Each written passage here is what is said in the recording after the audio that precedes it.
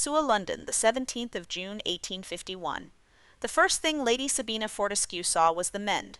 Esther knew it before Sabina spoke, because women like Lady Sabina never looked directly at poverty. They looked at the place where it had been hidden and smiled when the concealment failed. An hour earlier, in the narrow bedchamber of their Bloomsbury lodging, Esther had fastened the final hook at the back of her mother's lavender silk gown and watched Constance face the looking-glass as if it were an old adversary. The dress had once possessed the soft richness of summer twilight. 25 years had gentled its color and polished the folds, but the paler lilac panel along the left side remained visible beneath candlelight. Mrs. Bell had reshaped the bodice and sleeves 3 years earlier, yet the original skirt still carried its scorched repair. No clever needle could make old silk forget what had happened to it. "It will do," Constance had said. Her fingers had lingered over the repaired panel. Esther adjusted the lace at her mother's throat. "It will do more than that. You don't have to make kindness sound like certainty. I'm not being kind." Esther met her mother's eyes in the glass.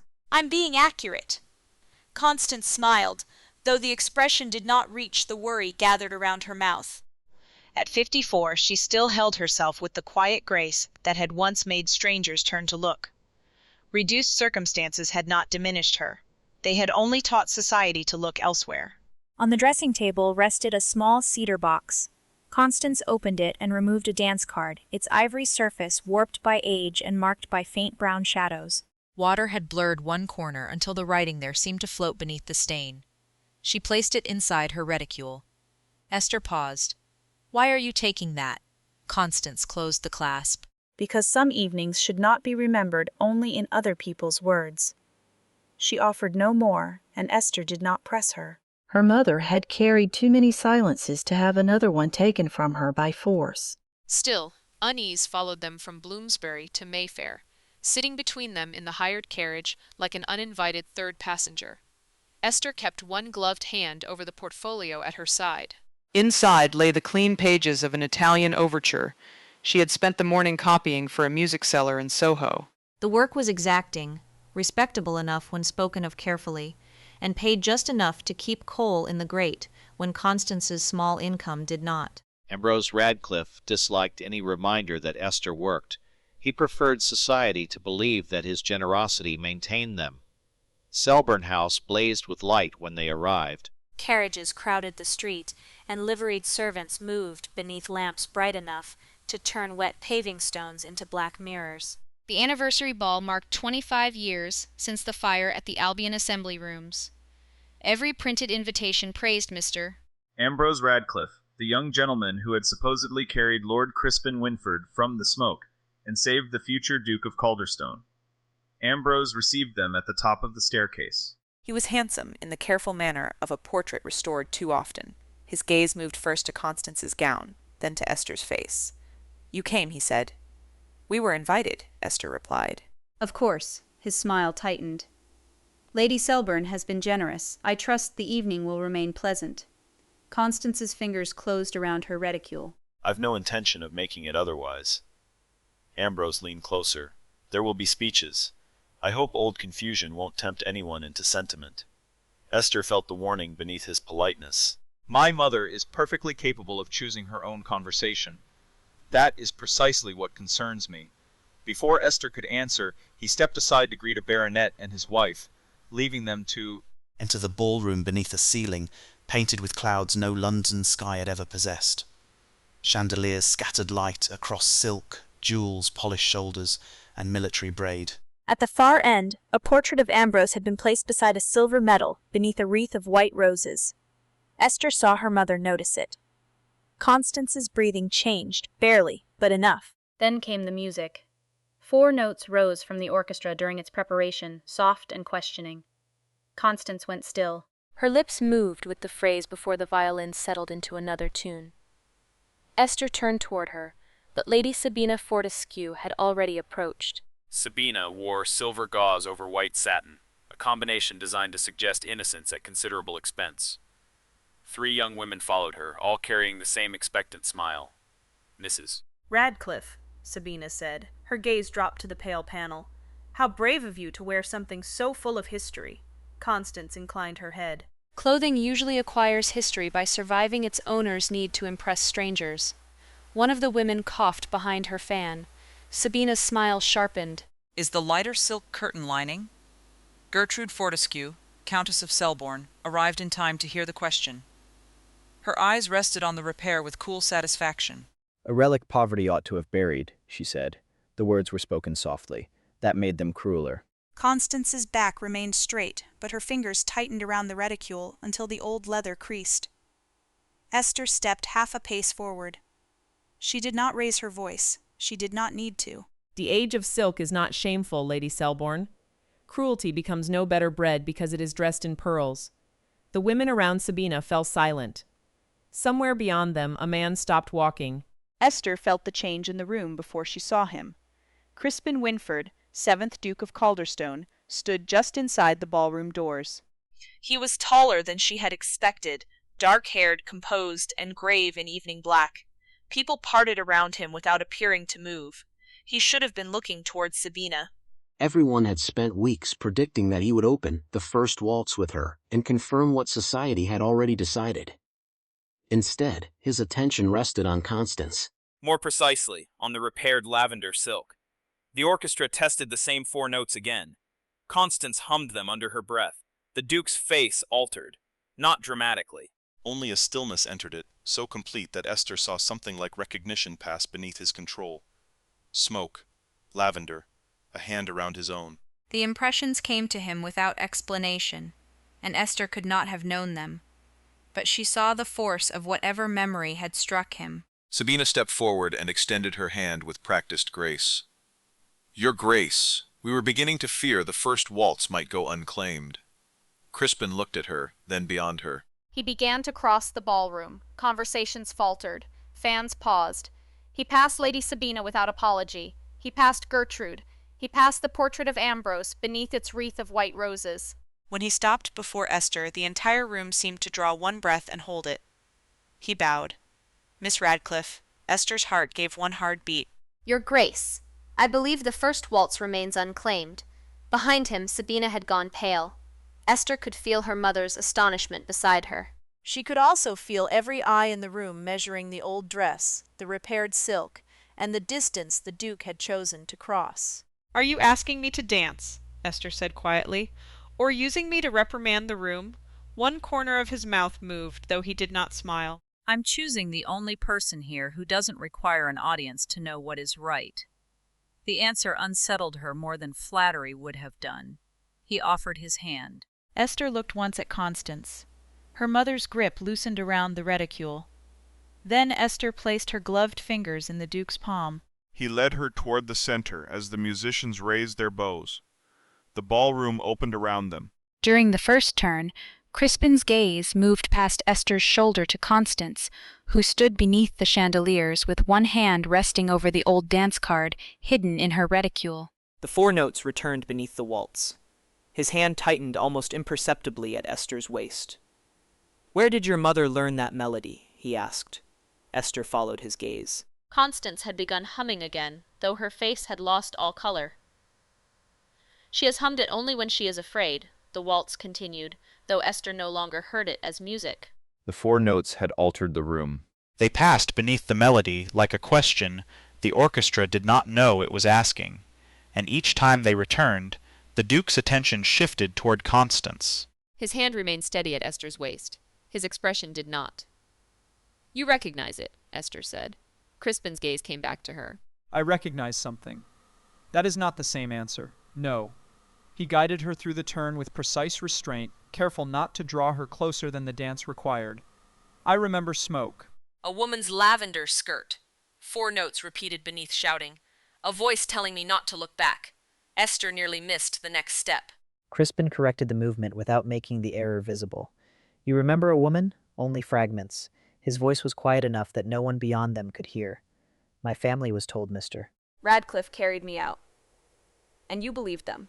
I was 10 years old. Later I believed what everyone else believed. Esther looked toward Ambrose. He stood beside Gertrude beneath the portrait and silver medal, but he was not watching the dancers. He was watching Constance. My mother has never told me she was at the Albion rooms that night. Then I will not ask you to explain what you do not know. It was the proper answer. Esther distrusted how much relief it gave her. You were looking at her dress. Yes. Why?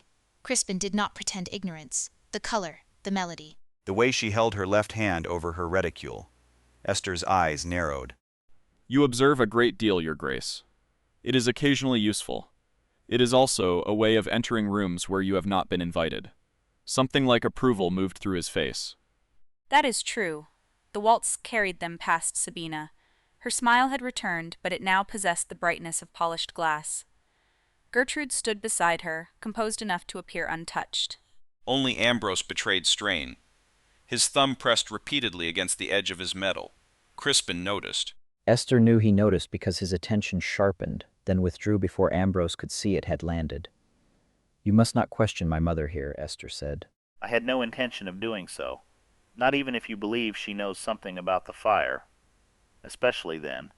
His answer came without hesitation. An anniversary ballroom is an excellent place to praise memory and a poor place to trust it. The final movement approached. Around them, the room had begun to breathe again. Conversations returned in murmurs, each one pretending the Duke's choice had not changed the evening's order. Esther felt Crispin's fingers tighten only enough to guide the final turn. When the music ended, he released her at once and bowed. Thank you, Miss Radcliffe. For the dance, for answering honestly. I answered carefully. That is often the more honest form. He offered his arm to escort her back to Constance. Esther accepted because refusing would have created another spectacle. Constance stood exactly where they had left her, though the color had not returned to her face. Her reticule remained clutched beneath one hand. Crispin bowed to her. Mrs. Radcliffe. Constance inclined her head. Your Grace. For one suspended moment, neither spoke. Then Sabina appeared at Crispin's shoulder. How generous of you, she said, her tone bright enough for the nearest guests to hear. Miss Radcliffe must be overwhelmed by such kindness. Esther saw Constance's fingers tense. Crispin turned. He did not raise his voice. You mistake me, Lady Sabina. The nearby conversation thinned again. I did not ask Miss Radcliffe from kindness. Sabina's smile faltered. No? I asked her from respect. The silence that followed was smaller than the first, but sharper. Gertrude stepped forward before Sabina could answer. Surely no one doubts your Grace's courtesy. Courtesy would have been easier, Crispin said. Then he bowed to Constance once more. I hope the evening has not tired you. Constance's reply came after a pause. Only in familiar ways. Esther felt the hidden meaning, though she did not yet understand it. Crispin did not press. Then I will not detain you. Ambrose reached them before Esther could lead her mother away. Constance, he said, with the soft authority of a man accustomed to being obeyed without appearing to command. Lady Selbourne expects you to remain for the supper speeches.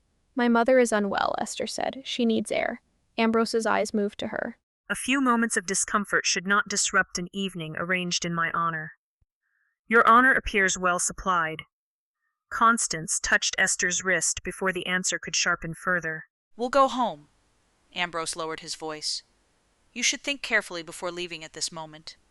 Constance met his gaze. I have thought carefully for 25 years. The words changed him, only slightly. His face remained composed, but fear passed through it, before calculation covered the breach. Crispin saw that too. Esther was certain of it, yet he did not interfere. He did not demand an explanation or offer his carriage. He merely stepped aside so that Constance could choose her path without crossing through the circle around Sabina. Lady Agnes Winford, a silver-haired woman Esther had noticed earlier near the orchestra, moved quietly toward the doors and signaled a servant. The Radcliffes' hired carriage was called without public announcement. Outside, the night air had cooled. Constance entered first. Esther followed, gathering the hem of her gown away from the carriage step. She looked back once. Crispin remained beneath the lamps at the top of the staircase, one hand resting at his side, his face unreadable. He did not follow. He did not call after them. Esther was grateful, though she did not know whether gratitude was wise. Inside the carriage, Constance leaned against the dark leather. The reticule lay in her lap beneath both hands. You knew the Duke as a child, Esther said. Constance closed her eyes. No, you were at the fire, yes, and the melody. Her mother turned her face toward the window. Mayfair's lamps slid across the glass. appearing and vanishing between the wheel's steady rhythm. Not tonight, Esther. Anger rose in Esther, then broke against the weariness in Constance's voice. Very well. Constance opened her eyes and reached for her hand. I am sorry. Do not apologize for waiting until you feel safe. Safety has very little to do with it. Before Esther could ask what the carriage turned toward Bloomsbury, carrying the old dress, the hidden dance card, and the question neither woman was ready to speak aloud. At Selbourne House, Crispin waited until their carriage disappeared before returning to the ballroom. Ambrose intercepted him near the portrait. A graceful gesture, he said. Though perhaps a dangerous one. Crispin looked at the painted version of Ambrose, younger and heroic beneath imagined smoke. Dangerous to whom? To a woman in reduced circumstances. Attention. From a duke is rarely simple. My attention was not an offer. Society may not understand the distinction. Society understands only what men like us repeatedly permit it to misunderstand. Ambrose's expression cooled. You seem troubled. I am curious. About an old melody? About memory? Ambrose smiled without warmth. Smoke does strange things to a child's mind. You were found behind the card-room doors. I carried you out myself. Crispin held his gaze. Then why do I remember a woman's voice? Servants crowded every passage. One may have spoken to you, and the lavender skirt, there were hundreds of gowns. Not in the corridor you just named. Ambrose's fingers closed over the metal. You remember very little, Your Grace. That does not make what I remember false. Gertrude approached before Ambrose could answer. Her arrival was too timely to be accidental. Lady Sabina hopes you will join the supper party. Crispin glanced toward Sabina, who stood surrounded by women, eager to repair her humiliation with admiration. Not tonight. Gertrude's eyes hardened. The anniversary speech will honor Mr. Radcliffe's courage. Then it should survive my absence. He bowed and left before either could protest. Calderstone House lay only a short distance away, but the 4 notes followed him through every street. Lady Agnes was still awake when he entered her private sitting room. She sat beside the fire with embroidery across her lap and spectacles low on her nose. You have left your own celebration early, she said. It was not mine. Crispin went to the pianoforte. He did not play. Instead, he sounded the 4 notes with one finger, slowly and imperfectly.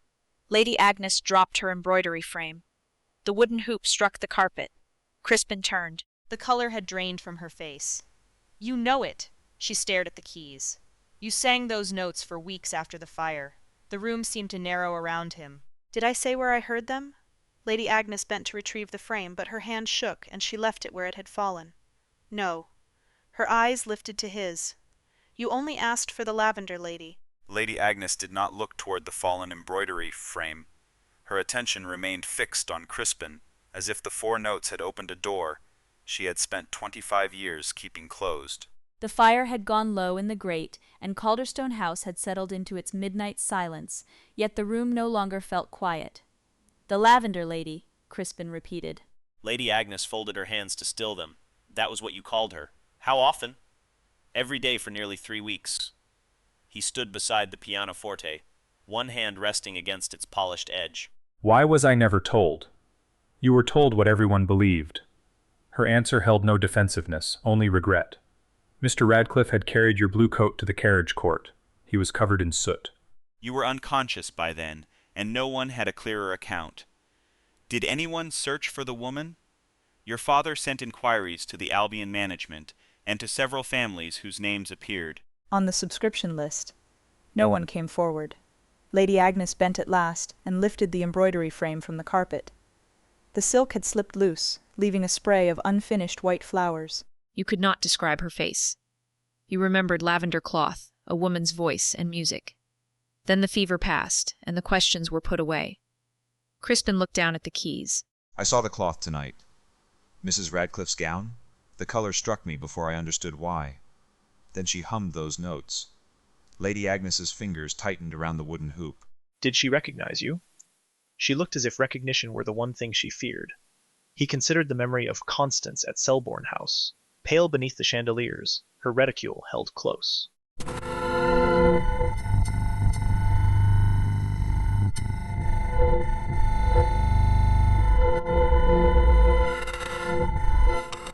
But neither is it meaningless. Lady Agnes studied him. What do you intend to do? Crispin turned from the instrument. Ask Mrs. Radcliffe whether she was present. And if she refuses, then I will accept the refusal. Will you? The question was gentle, which made it more exacting. Crispin understood what she meant. He had spent years acquiring manuscripts, tracing ownership marks, and restoring fragments of family history.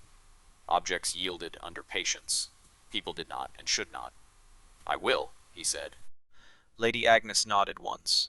Then go in daylight during a proper call, and remember that curiosity is not a claim. By 11 the following morning, Bloomsbury had exchanged the quiet of early hours for carriage wheels, delivery carts, and the clatter of tradesmen along the square. Esther sat at the small table near the window, copying the final measures of an Italian overture onto cream paper. She worked with a sharpened steel nib, each note clean and evenly spaced.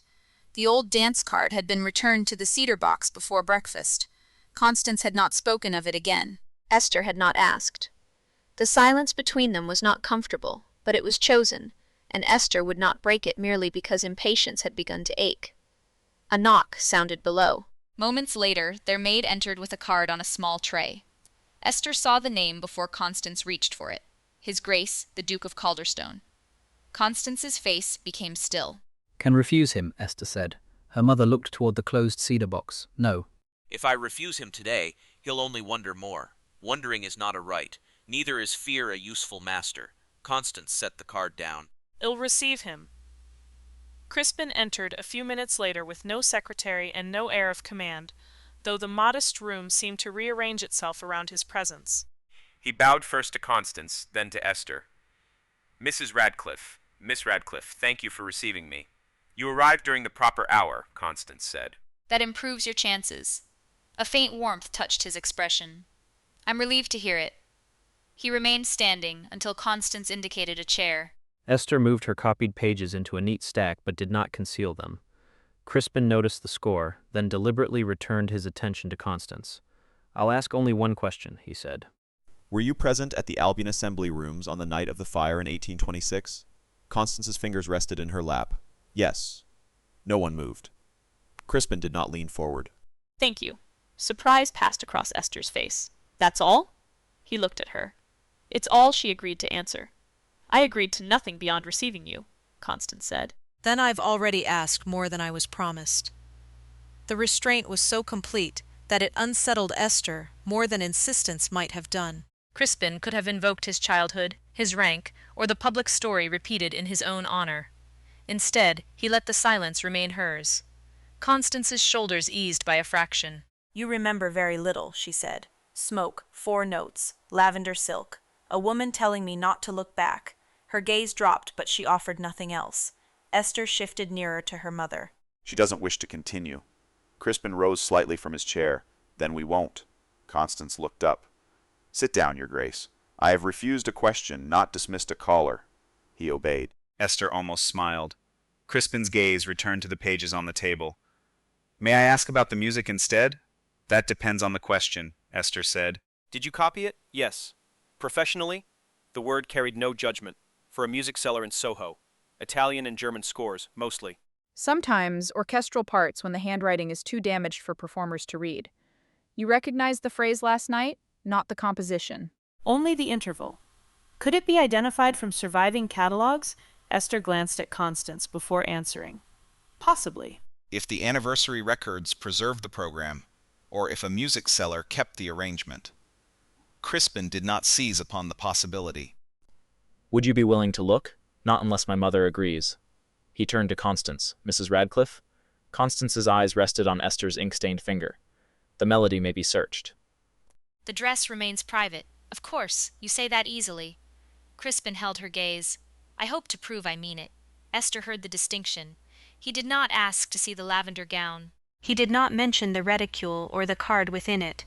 He did not even ask where Constance had stood during the fire. Instead, he spoke with Esther about publishers, old dance arrangements, and the likelihood that an air played in 1826 would have circulated in multiple settings. His knowledge surprised her. He knew the difference between a copied performance part and a printed parlor edition.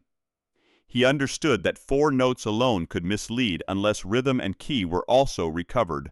You've studied music, she said. History more than performance, so you collect it. I preserve what can be proven. The answer pleased him less than it might have done the day before. Esther noticed that too.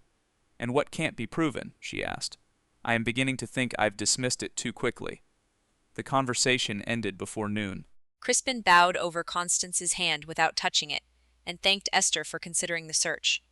At the door he paused. If you decide against it, send no explanation. I'll understand. Esther believed he would be disappointed. She also believed he would stop. That mattered. After he left, Constance remained by the window while Esther gathered the score. You like him, her mother said. Esther nearly dropped the blotting paper. I've spoken with him twice. That wasn't an answer. Neither was it a confession. Constance's mouth curved faintly, but the expression vanished when the maid entered again carrying a folded note. No crest marked the paper. Esther recognized Ambrose's hand before breaking the seal. The message contained only 3 lines. Old confusion ruins women more readily than men. His Grace's interest will not protect you from ridicule. Persuade your mother to remain silent. Esther read it twice. E knows the Duke came. Ambrose always knows when fear might be useful, Constance said. Esther folded the note along its original crease. Then perhaps fear has been useful to him for too long. Constance turned from the window. For the first time since the ball, she looked not frightened, but tired of being so. Crispin had reached the street below when the answer to one question quietly formed above him. Constance opened the cedar box, removed the water-blurred dance card, and held it between both hands. Esther, she said, the boy in blue was the Duke. The dance card trembled only once before Constance steadied it between her hands. Esther had seen that small motion in her mother before, at funerals and creditors' visits, and moments when politeness demanded silence from a woman who had already endured too much of it. This was different. Constance was not trying to hide fear. She was deciding whether to release it. The boy in blue was the Duke, she said again. Esther remained beside the table, Ambrose's note still folded beneath her palm. Outside, carriage wheels passed along the square. Inside, the room seemed to hold the weight of 25 years. You saved him, Esther said. Constance's eyes lifted sharply. I did not say that. You did not have to. Esther looked at the water-blurred card. He remembers lavender silk. He remembers a woman's voice. Ambrose is warning us to remain silent before we have accused him of anything. What else am I meant to believe?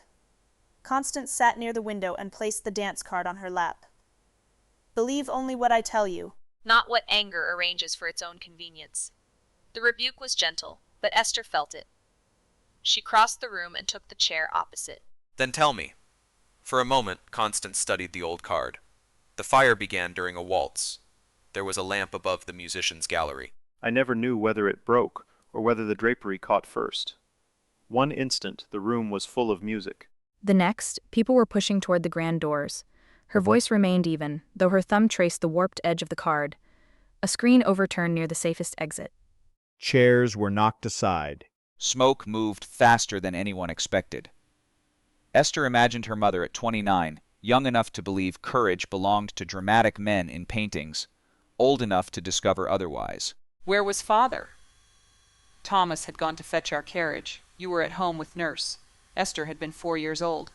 She possessed no memory of that night, only the ache of realizing her childhood had once been used as a reason for silence. Constance continued. I saw a child near the gallery rail. He wore a dark blue coat and a sash of the same color. A carved panel had fallen across one side of him. People were running past. Some did not see him. Others saw and kept moving. Esther's throat tightened. And Ambrose, near the card room. Constance's mouth thinned. He was 17. He froze. Then he ran toward the terrace. He left a child behind. He was frightened. So were you? Yes. The single word landed harder than condemnation. Constance looked toward the closed door, as though smoke might still slip beneath it. I crossed the ballroom. The left side of my skirt caught on splintered wood. That was how the lavender silk tore. The boy's sash had twisted around the carved rail. When I pulled him free, part of it burned against the broken edge. She paused, her hand tightening around the card. His right hand was injured. Not badly enough to destroy its use, but enough that he would not stop looking at it. He was terrified. Esther saw the repaired panel in her mind, not as poverty but as the visible shape of a decision. What did you do? I tore lining from my skirt and wrapped his hand. The grand... Doors were blocked, so I took him through the passage behind the musicians. How did you know it was there? I had gone that way earlier to speak with a violinist about the order of dances. Constance gave a faint, humorless smile. A woman who pays attention to music sometimes learns the shape of a room better than the people who own it. The 4 notes returned to Esther's mind. You hummed to him. The orchestra had been playing as the fire began. One phrase continued after several musicians stopped because the first violin had not yet understood what was happening. 4 notes. I repeated them because the boy was close to panic, and you told him not to look back. Constance's eyes met hers. He kept turning toward the smoke. I said, "Don't look back." Follow my hand.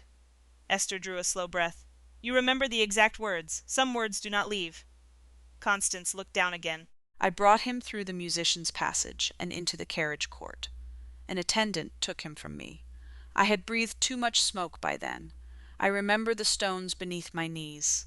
Then nothing until I woke in a small room with Thomas beside me, and Ambrose had become the hero. By morning.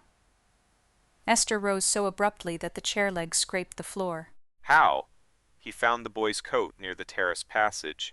It had been discarded when Crispin became entangled. Ambrose carried it into the carriage court after the child was already there. He was covered in soot. People drew the conclusion he allowed them to draw. Allowed? Esther turned. He accepted a medal. He accepted 25 years of praise. Yes, Constance did not soften the truth. That made Esther's anger burn cleaner. Why did you not speak? I tried. To whom? Thomas first. Then Ambrose. Constance's hand closed over the dance card. Ambrose said I had been seen in a restricted passage with a piece of the boy's sash. He claimed he could make it appear that I had taken the silk and invented the rescue for attention. Thomas feared scandal. You were 4. He believed any public accusation against me would stain your future before you had one. Esther stared at her mother. Father asked you to remain silent. He asked me to wait until there was proof. No one could twist. And then he died without finding it. Yes, so you spent 25 years protecting me from a disgrace that belonged to Ambrose. Constance's face changed. Pain entered it, but not self-pity. Do not turn my love for you into an accusation against yourself. How can I not? Because you were a child. You did not ask me to be silent, but you were silent for me. I was silent because I made a choice under fear. That is not the same as your owing me for it. Esther looked away. The room blurred for a moment, though she refused tears. You should have had your name. Yes, Constance said, I should have. The honesty struck Esther more deeply than denial would have done. Her mother did not pretend sacrifice had cost nothing. She simply refused to make Esther carry the bill. After a silence, Constance unfolded the dance card. The water had blurred several names, but one line near the bottom remained uncrossed. Beside it, in faint pencil, were hurried words, "Boy in blue, right hand burned, music passage." You wrote this that night? Esther asked. Before the smoke became too thick. I had intended to return to the ballroom after seeing him safe. Then I collapsed. Esther bent closer. Above the note, the uncrossed dance was listed beside the name of an air she recognized only partially. The title had faded, but the rhythm marks penciled near the margin remained. She tapped the pattern softly against the table. 4 notes formed in her mind. This may be the melody. Constance listened as Esther hummed the phrase. Her face lost color, but she did not turn away. Yes, it was arranged as a waltz. That night it was. Esther carried the card to the music table, keeping both hands beneath it. If the arrangement survives, the program or orchestral parts may establish when it was played.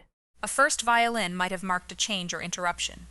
After 25 years, music sellers keep what no one expects them to keep. Esther studied the faded title. And Mrs. Belle may know something about the dress. Constance's eyes sharpened. Why, you said? The sash burned against the torn skirt.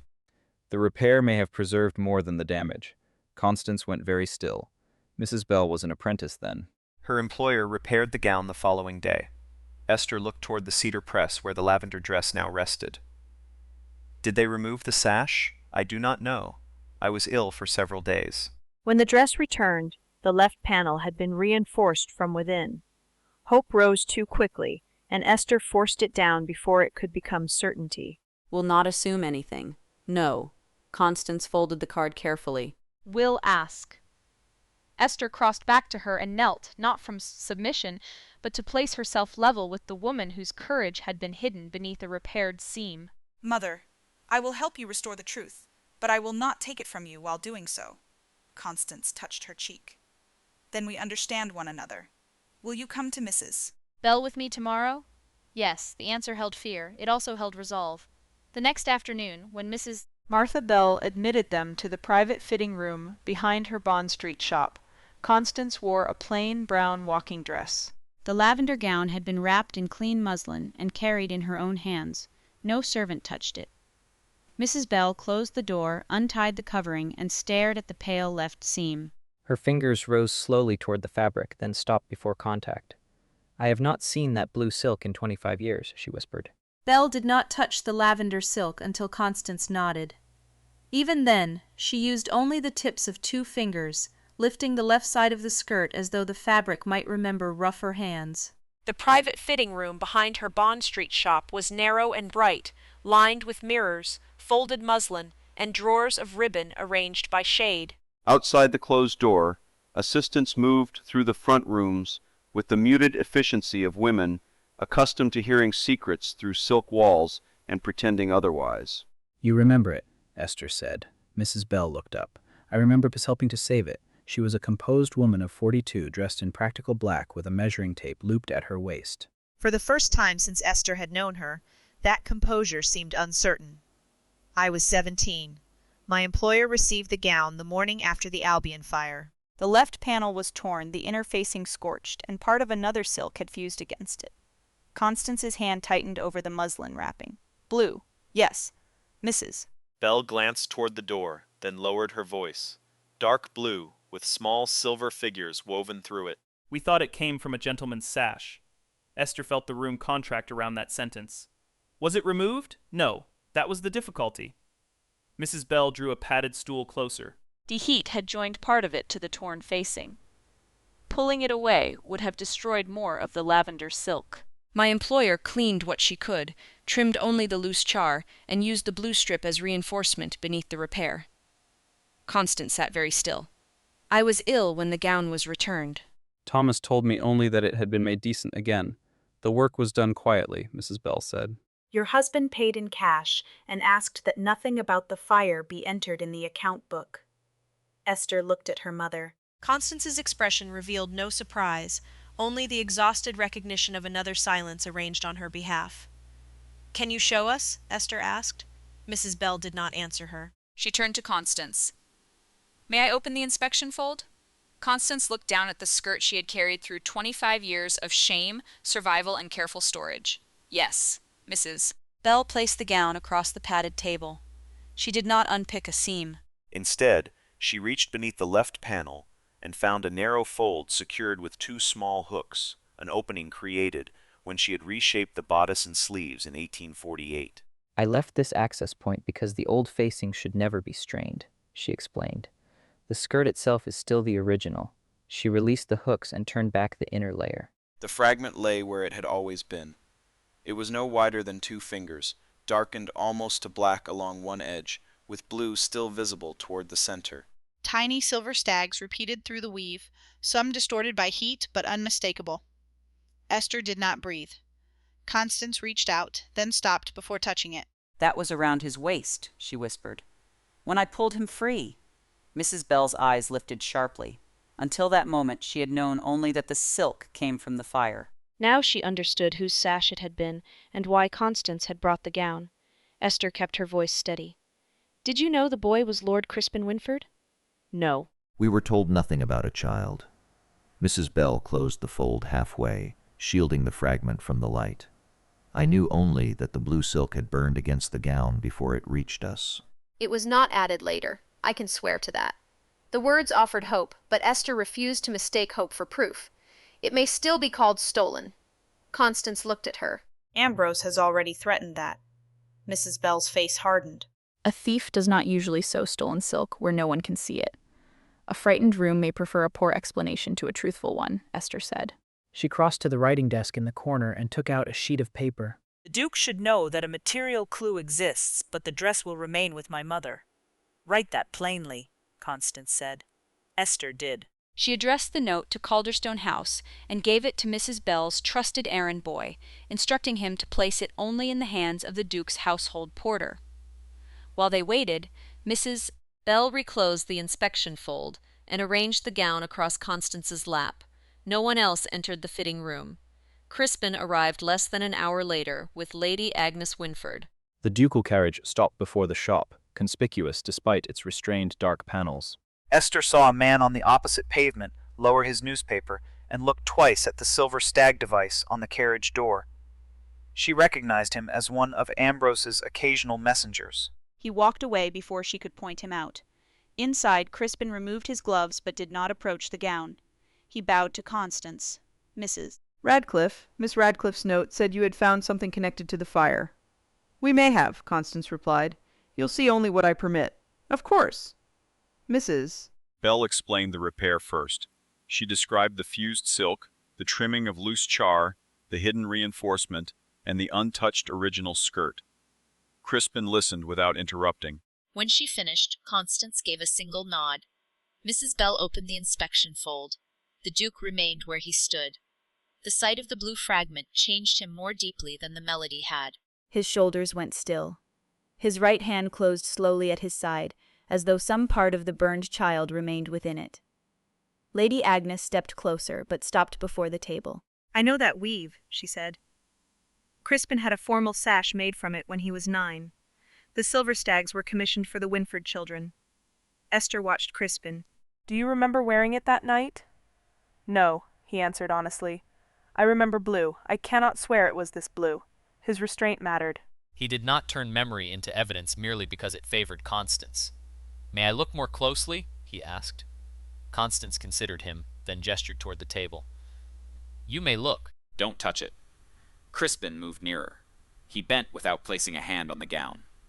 The charred edge, the silver device, and the surrounding lavender facing remained exactly as Mrs. Bell had shown them. This should be examined by someone familiar with old Winford textiles, he said. Esther's body tightened. He noticed. Here, he added, in Mrs. Bell's rooms, with Mrs. Radcliffe present. The dress needn't leave her possession. Constance's gaze softened by a degree. That is the first sensible thing anyone has said about it. Crispin straightened. It belongs to you. The silk within it belonged to your family. 25 years ago, perhaps. Now it is part of your gown and your history. Esther had expected gratitude, wonder, or the first possessive movement of aristocratic authority. Instead, he acknowledged a boundary before anyone forced him to. You believe her, Esther said. Crispin looked toward Constance. I believe the fragment was inside the dress, before any of us entered this room. I believe Mrs. Bell knows when it was placed there. I believe my aunt recognizes the weave. His gaze returned to Esther. Belief about the rest must be earned carefully. It was not the declaration she wanted. It was better. Constance closed the inspection fold herself. Then carefully is how we will proceed. Crispin thanked Mrs. Bell and left without requesting the gown, the muslin, or a thread from the sash. Lady Agnes followed, after promising to search old household inventories for mention of the childhood sash. By the time Constance and Esther returned to Bloomsbury, word of the ducal carriage outside Bell's dress rooms had already reached Selbourne House. Sabina learned that the lavender gown contained Winford silk before the Radcliffes had finished their evening tea. Ambrose arrived soon afterward. He entered the sitting room without waiting for warmth in Constance's welcome. His eyes went first to the cedar press where the gown had been placed, then to Esther. You showed him. Constance set down her cup. I showed him what was mine to show. Ambrose's expression remained smooth, but his voice lost its practiced kindness. A strip of stolen silk can ruin a woman more quickly than it can vindicate her. Ambrose's warning settled over the sitting room more heavily than any raised voice could have done. Constance remained beside the tea table, one hand resting near the cup she had not touched. Esther stood between him and the cedar press, though the lavender gown inside it required no physical guard. What it required was recognition of ownership, and Ambrose had already shown that he understood neither ownership nor truth, unless they served him. You call it stolen before anyone else has named it, Esther said. That is an interesting choice. Ambrose removed his gloves with deliberate care. It is a practical one. Practical for whom? For your mother. For you. Even for his grace, though he may not yet understand it. Constance's gaze did not leave him. Say what you came to say. Something in her tone stripped the room of courtesy. Ambrose looked toward the cedar press, then back at her. You reached the boy first. Esther had expected denial. The admission was worse. It revealed how little the truth itself troubled him. Constance did not move. Yes, I found his coat afterward, Ambrose continued. I carried it into the carriage court. People saw me covered in soot and assumed the rest. You let them, Esther said. I was 17. My mother was 29. Your mother was married. I had nothing except the name I was trying to build. Constance's face altered, not with anger, but with a kind of exhausted disbelief. So you built it from mine. Ambrose's mouth tightened. The late Duke needed a coherent account. His heir had nearly died in a public disaster. A frightened young woman wandering through service passages with a piece of the boy's clothing would only have invited questions. I was not wandering, Constance said. I was leading him out, and yet no one saw the whole act. You did. He looked away first. Esther understood then that he had not merely accepted a convenient error. He had watched courage occur, and chosen to claim its shadow. Ambrose moved toward the mantel. Above it hung no portrait, only a small watercolor of the square in winter. But he regarded the empty wall as if addressing an audience. The story became useful. It brought me introductions. Patronage, the honorary direction of the Albion Anniversary Fund. A place among families who would otherwise have forgotten my existence. You mean it rewarded you, Esther said. Rewards become obligations. I have spent 25 years supporting musicians injured in fires, arranging subscriptions, and preserving the Albion Memorial. Does none of that matter? Good works do not purchase the right to keep another woman's name, Constance replied. Ambrose turned back. Then consider what speaking now will cost.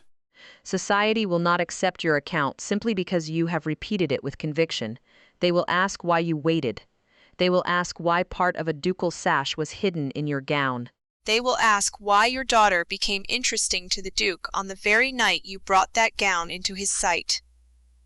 Esther felt the insult before he completed it. Lady Sabina has already begun asking whether this is gratitude arranged to resemble courtship. There is no courtship, Esther said. Not yet. The quiet emphasis made his purpose unmistakable. He approached the tea table and placed a folded paper beside Constance's untouched cup.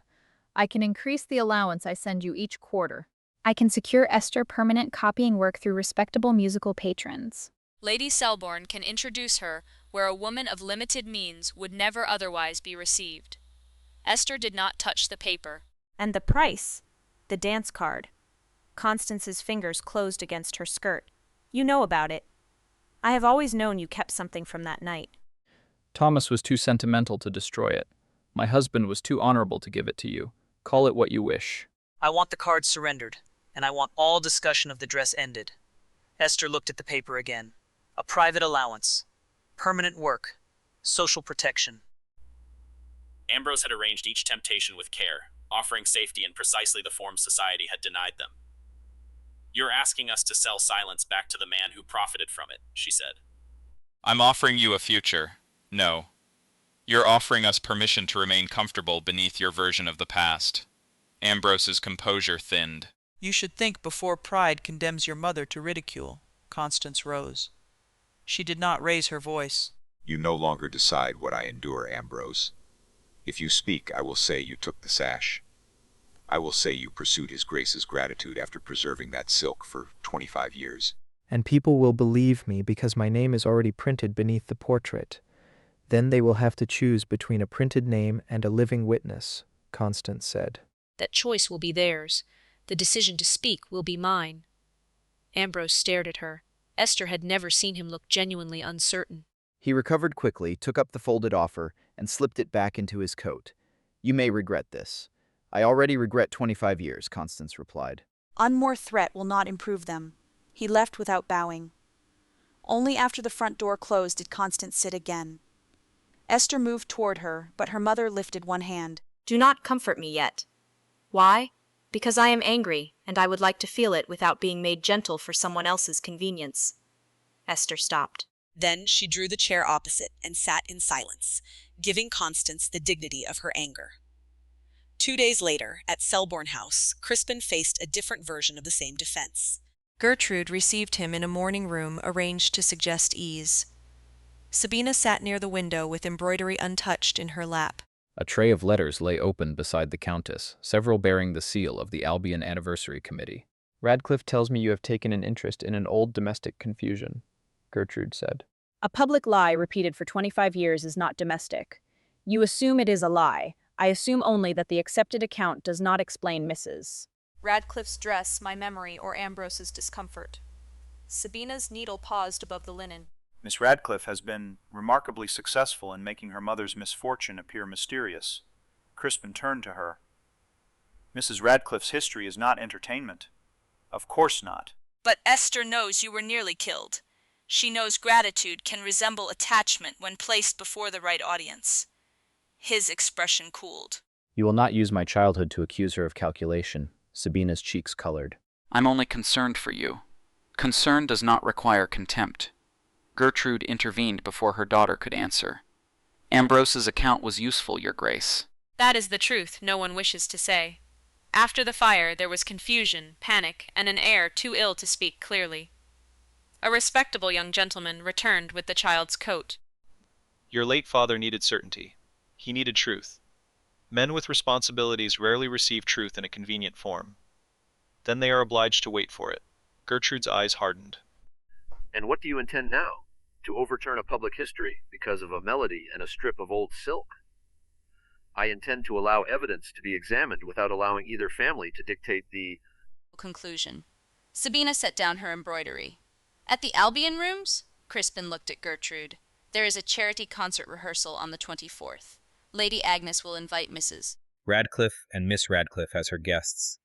The old music catalogues may still be held in the committee rooms. Gertrude understood immediately that refusing would appear fearful. They may attend. They will. Crispin rose. And no one will question Mrs. Radcliffe without her consent. Sabina stood as well. You are protecting them before you know whether they are truthful. I am protecting them from being judged before anyone has listened. That afternoon, Lady Agnes carried the invitation to Bloomsbury herself. Esther read it beside the music table while Constance watched from the window. Access to the Albion archive was offered during rehearsal hours. No private interview was required. No dress was requested. Esther folded the card. We should go. Constance looked toward the cedar press. Because of the Duke? Because of the music. Esther met her mother's eyes. And because Ambrose has spent 25 years arranging the room. I would like to see what he is so afraid we might find there. On the appointed afternoon, they entered the rebuilt Albion rooms beneath Lady Agnes's protection. Musicians tuned on the stage. Patrons moved among rows of gilt chairs. At the center of the rehearsal floor, Ambrose waited in formal black, the silver rescue medal pinned over his heart. Ambrose's silver medal caught the afternoon light before Esther saw his face. It gleamed above his heart with the confidence of an object that had never been asked whether it belonged there. Around him, the rebuilt Albion rooms presented order where memory had preserved panic. The musicians' gallery had been reinforced, the walls repainted in pale cream, and the gilt chairs arranged in measured rows for the charity rehearsal.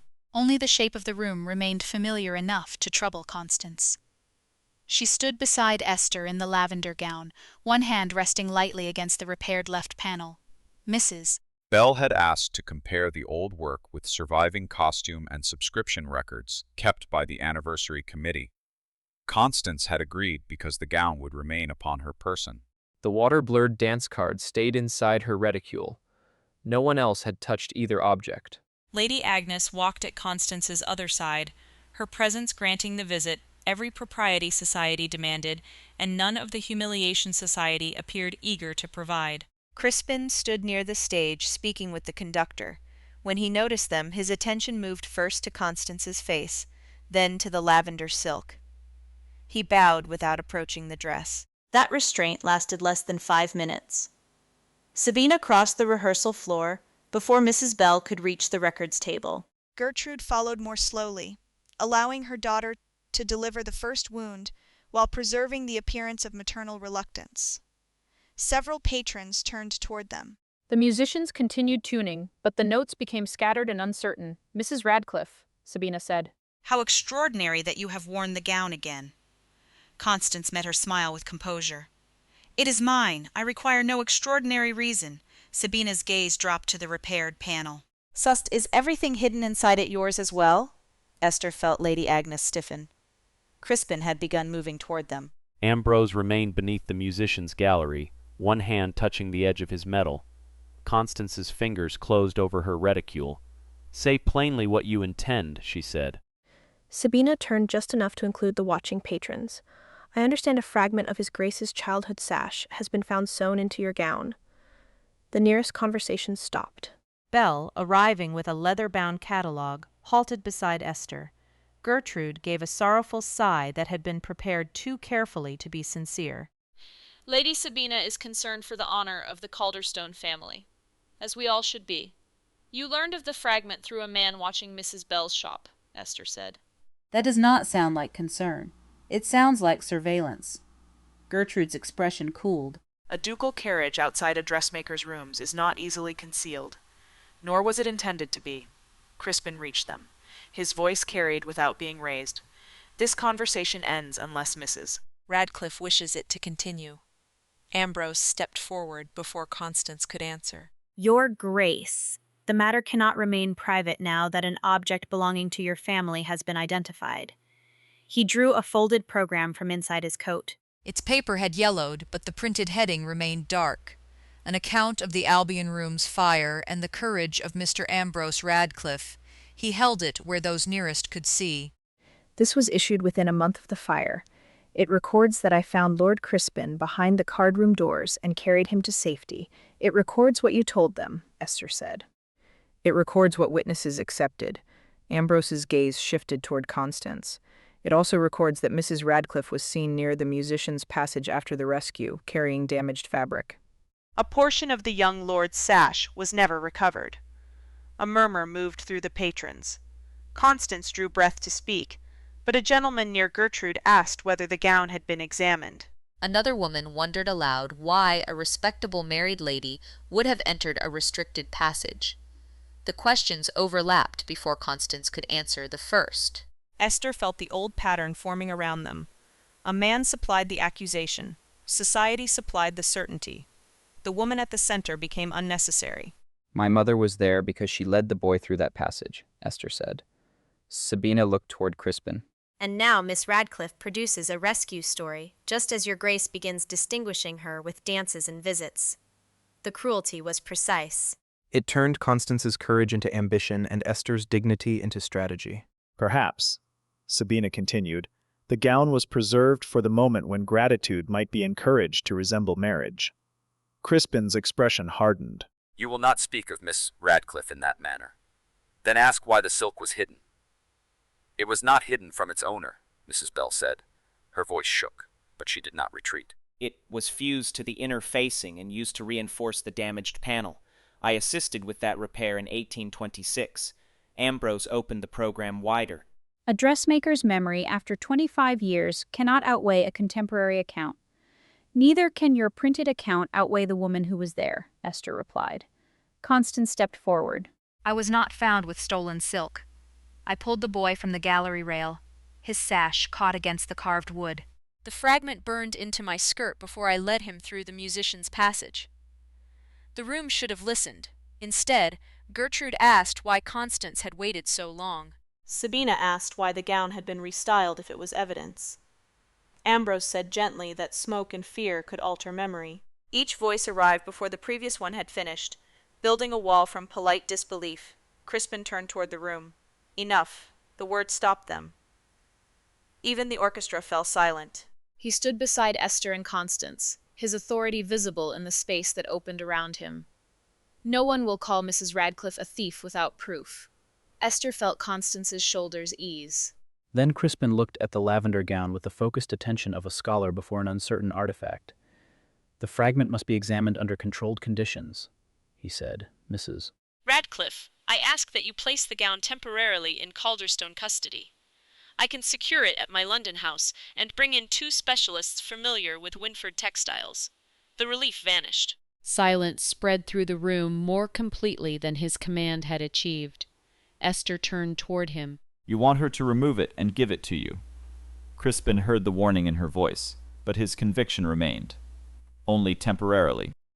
Its condition must be recorded before anyone can claim alteration. Will Mr. Radcliffe surrender his medal and private papers to the same custody? If they become materially relevant, I will. Request them. Request. Esther looked at Ambrose, who still held the program and wore the medal no one had questioned. You ask my mother to undress and surrender the object that carries her memory, but he may keep every symbol that supports his version until you decide it matters. Crispin's jaw tightened. The gown contains the central physical evidence. The gown is not merely evidence. Esther's voice remained low, yet every person in the room heard it. It is my mother's property.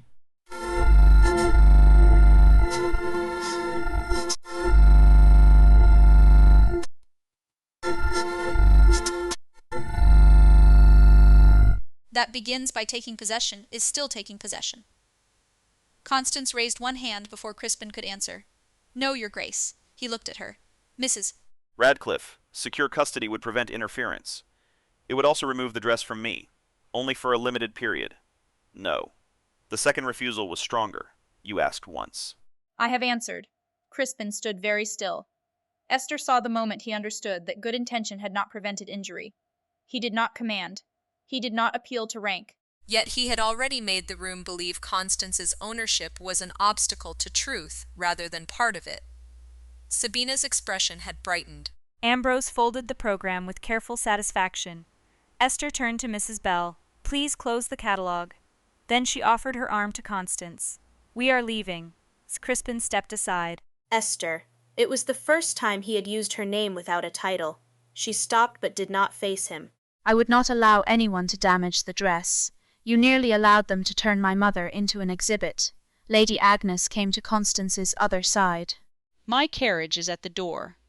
She looked at her nephew with disappointment too private to be theatrical, and too clear to be mistaken. Together, the three women crossed the rehearsal floor. No one blocked them. Behind them, Sabina spoke loudly enough for the patrons to hear. If the gown could survive examination, surely they would not flee with it. Esther did not turn back. At the Bloomsbury lodging, Constance changed into a plain afternoon dress and placed the lavender gown inside the cedar press herself. She kept the key. The dance card remained in her reticule until she returned it to the cedar box. Only when both objects were secure did Esther sit at the music table. She took a clean sheet of paper, sharpened her pen, and wrote in a hand trained to make every line legible. Persons present at the Albion Rooms fire of the 17th of June, 1826, are requested to communicate privately regarding the musician's passage. Beneath the notice, she signed her full name, Esther Radcliffe. Constance read it over her shoulder. You are not waiting for him. No, Esther blotted the ink. He may learn how to stand beside us. Until then, we will gather the truth without him. By the next morning, Esther had copied the notice 3 times in the same exact hand she used for orchestral parts. Each version carried no accusation, no appeal to rank, and no mention of Ambrose Radcliffe. It asked only for persons present at the Albion Rooms fire of the 17th of June, 1826, to communicate privately regarding the musician's passage. Beneath it stood her full name, and the address of the Soho music seller who had agreed to receive replies. Constance read every line before Esther folded the sheets. You have not written that I rescued him, she said, because you are not asking strangers to confirm the whole truth before they tell us what they actually remember.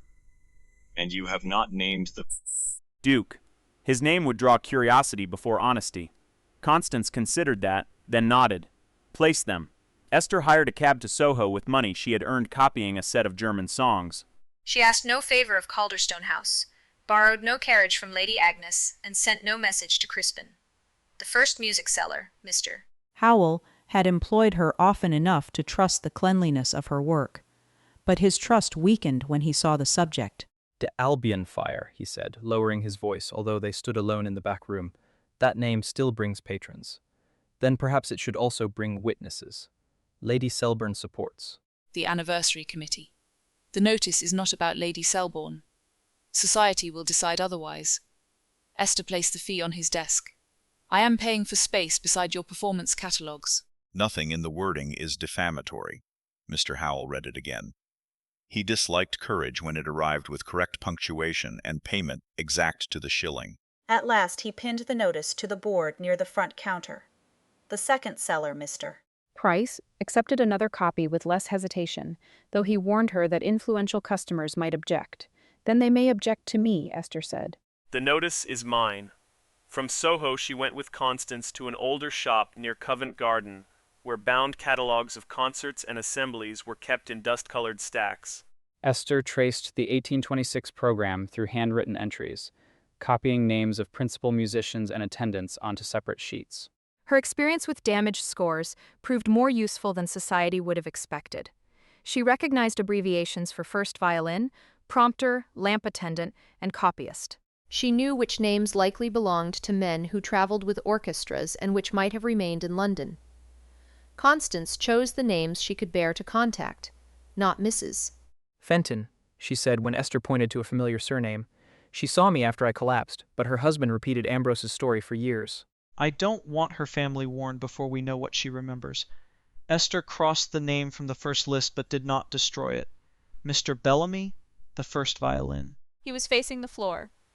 And Mr. Crouch, the lamp attendant? I remember him near the terrace corridor before the fire.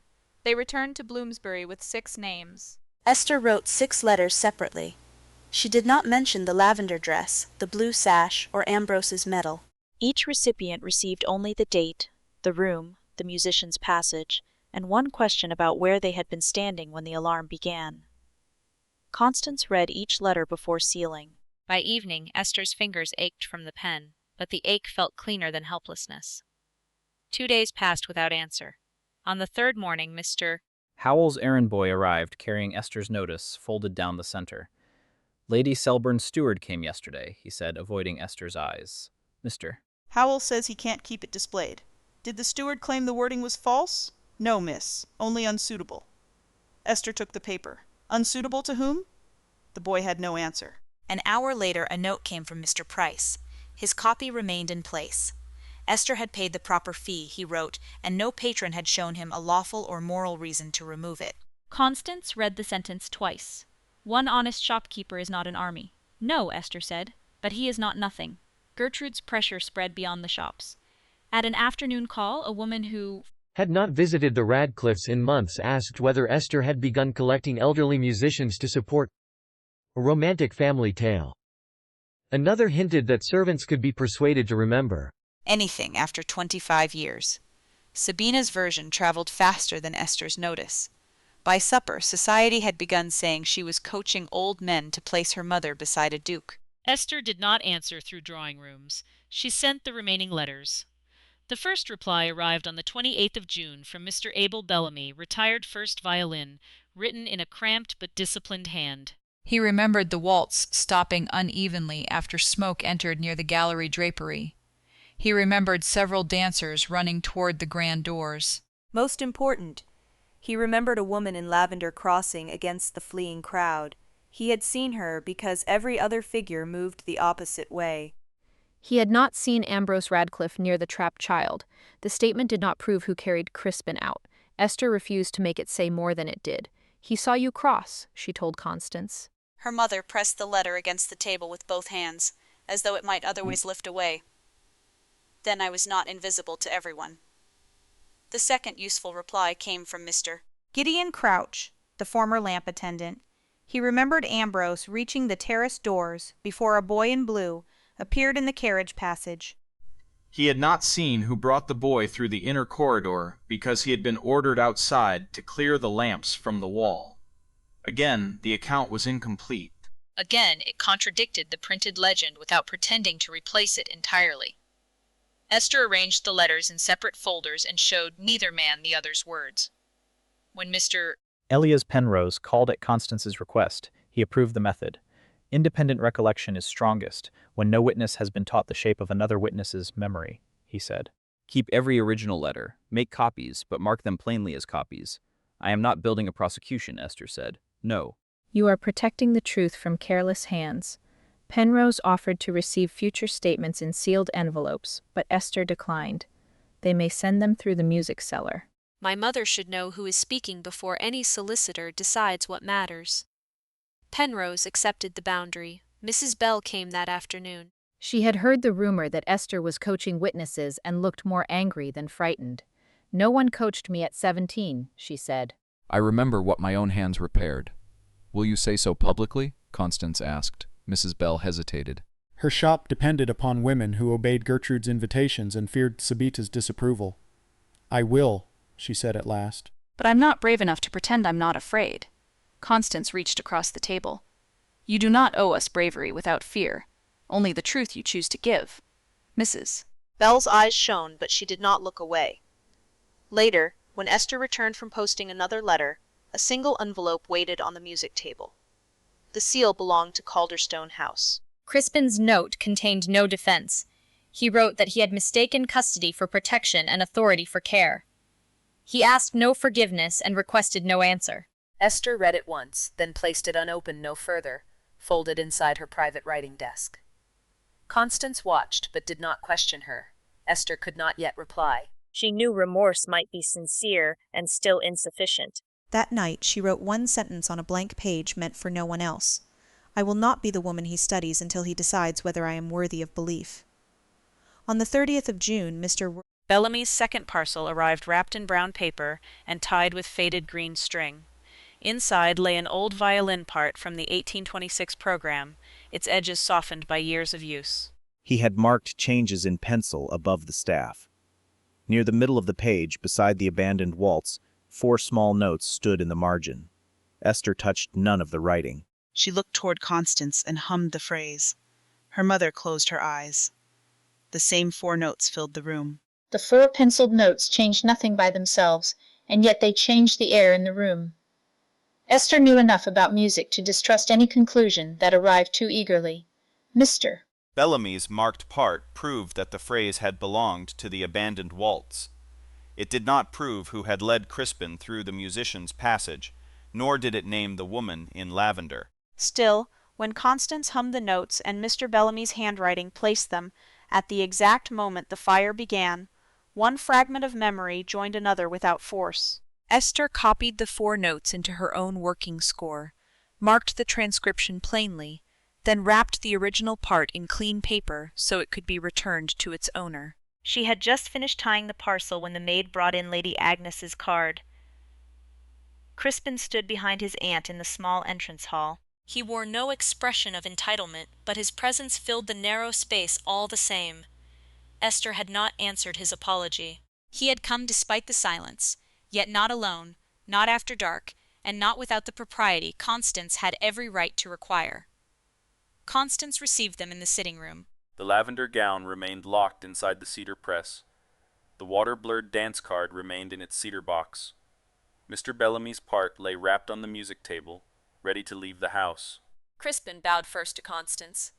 "Mrs. Radcliffe, I owe you an apology." Constance did not invite him to soften the words. "Then speak it plainly." He did. "At the Albion rooms, I treated your gown as though my childhood memory gave me a claim over it. I mistook custody for protection. I also allowed my confidence in my own method to become more important than your consent." His voice remained even, but Esther heard the effort beneath it. I was wrong. Constance studied him for a long moment. You were. Crispin accepted the answer without defense. I know. A private apology doesn't correct what happened publicly. No. It doesn't. Then don't ask me to forgive you before the room hears what you have said here. I won't. Lady Agnes sat quietly beside the window. She did not rescue her nephew from the silence. That, Esther thought, was a form of loyalty rarer than comfort. Constance folded her hands in her lap. "You may sit." Crispin obeyed. Esther remained near the music table, close enough to the wrapped violin part to make its ownership visible. Crispin's gaze touched the parcel, then returned to her face. I understand you have found witnesses, 2 who recall separate portions of the evening, Esther said. Neither was told what the other remembered. That was wise. It was necessary. Yes. He did not pretend the distinction was small. My involvement would have altered what they were willing to say. Esther had expected him to resent being excluded. Instead, he named the reason himself. Your rank would have entered the room before you did. It usually does. He looked at Constance. I should have understood that sooner.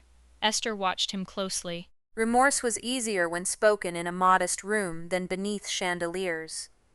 The question was not whether he regretted hurting them. The question was whether he would act differently when his position cost him something. "Why did you cross the ballroom?" she asked. Crispin's attention shifted to her.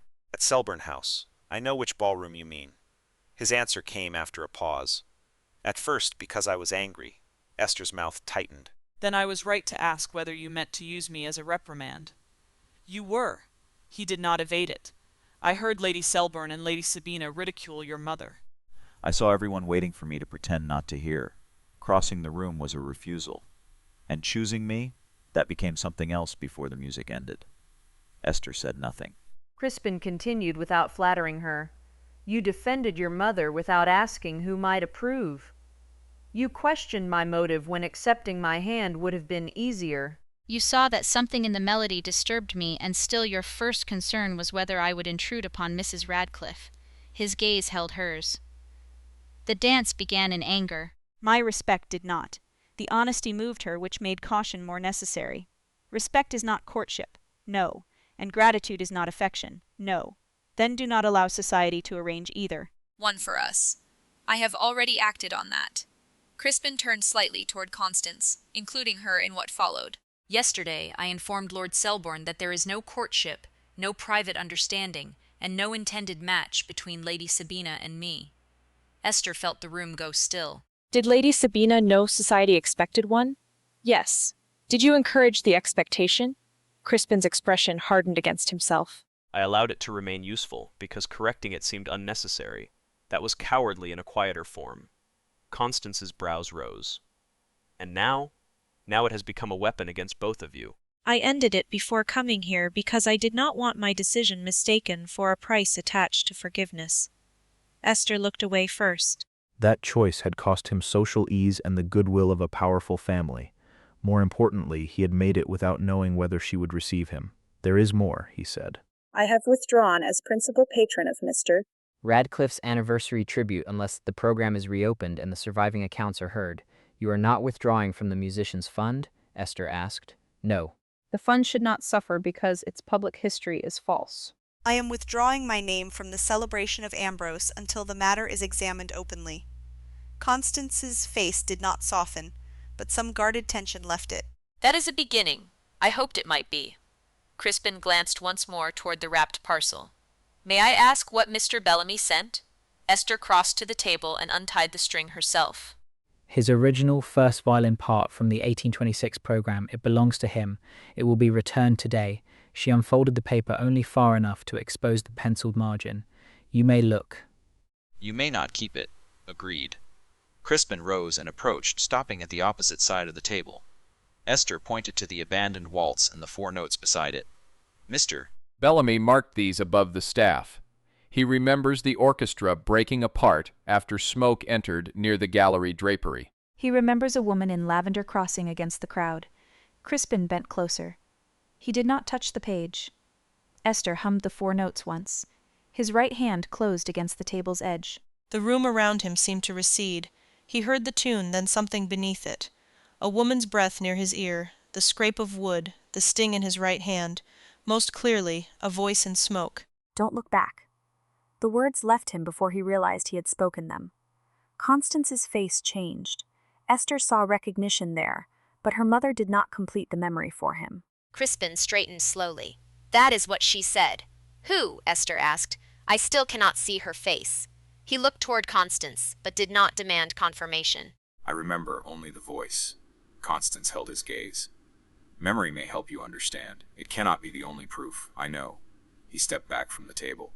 What do you want me to do? The question mattered because it contained no hidden instruction. Esther folded the part and retied the string. Secure the Albion rooms for a neutral public occasion. Not a Calderstone hearing, not a Selbourne exhibition. A benefit with independent patrons and enough witnesses that no one family can control the room. And my place in it? Behind the witnesses. Esther met his eyes. Stand where you cannot direct what they say. Crispin inclined his head. I will, later that afternoon before Mr. Bellamy's parcel had reached the post. A printed card arrived from Selbourne House. Gertrude had announced a commemorative exhibition of Ambrose's medal, portrait, and testimonials for the same evening. Esther's witnesses were expected to appear. Constance read the card once and handed it to Esther. She means to fill the room before we enter it. Esther placed the card beside Crispin's unopened first apology. Then we will have to bring something stronger than noise. Gertrude's commemorative exhibition was announced before noon and described by evening as an act of noble loyalty. The notice promised Ambrose's silver medal, the original anniversary program, a charcoal sketch of the carriage court, and testimonials from families who had accepted his account for 25 years. Nothing in it directly accused Constance. That was its cleverness. It arranged the lie beneath glass and invited society to mistake display for proof. Esther read the printed card at the music table while Constance stood beside the cedar press. The lavender gown remained locked inside. The water-blurred dance card rested in its cedar box. Neither object would move until Constance decided otherwise. She means to surround him with things before anyone hears us, Esther said. Constance looked at the card. Then we must not answer her with more decoration. The first blow fell upon Mrs. Bell. Sabina entered Bell's dress rooms late the following morning with no appointment and dismissed her maid to the outer shop. She brought no gown for fitting. She brought only a smile and the knowledge that aristocratic custom could keep a business alive or quietly starve it. My mother has always admired your discretion, Sabina said, Mrs. Bell stood beside the cutting table, measuring tape looped at her waist. Lady Selbourne has rarely required my discretion. Only my work. The two are often related. Sabina let her gaze travel over the folded silks. Several ladies are reconsidering where they place their autumn orders. Mrs. Bell's hands stilled. Because I repaired a gown 25 years ago. Because you now claim to remember details that may damage a respected man. I remember what my hands did. Hands can be persuaded by gratitude. Mrs. Bell's face sharpened. No one has paid me, not with money. Sabina moved closer. The Duke's attention can be a form of payment even when it falls upon another woman, Mrs. Bell understood the threat. If she testified, Sabina would tell society that a dressmaker had fashioned memory to please Calderstone. I'm not asking you to lie, Sabina continued. Only to admit uncertainty. I am uncertain about many things. I am not uncertain that the blue silk was already burned into the lavender facing when the gown reached us. Sabina's pleasant expression vanished. Then I hope that certainty will feed your assistance when our custom goes elsewhere. She left without touching a single fabric. Mrs. Bell waited until the door closed, then sat down because her knees would no longer hold her. When she told Esther later that day, shame troubled her more than fear. I said I would speak, she whispered. Now I don't know whether I can stand before them. Esther did not offer false courage. You may withdraw. Mrs. Bell looked up. And leave your mother alone. You are not responsible for repairing every harm because you once repaired her dress. Constance reached across the table. You owe me nothing that must be purchased with ruin. Mrs. Bell's eyes filled. Then why does permission to refuse make it harder to do so? Because fear speaks more clearly when no one is forcing you past it, Constance said. Take the time you need. Ambrose chose a different pressure for Abel Bellamy. He visited the retired violinist's lodging under the guise of courtesy and found him near the window, sorting old music into worn portfolios. The original 1826 first violin part had already been returned to its owner. Ambrose noticed it at once. Miss Radcliffe has made you important again, he said. Bellamy did not invite him to sit. I was important when I played. Memory has nothing to do with it. She will put you before titled patrons and ask you to contradict a man they have honored for years. She asked where I stood. And after 25 years, you conveniently remember a woman in lavender. Bellamy's mouth tightened. I remembered her before I knew the woman had a name. Ambrose placed a folded banknote on the table.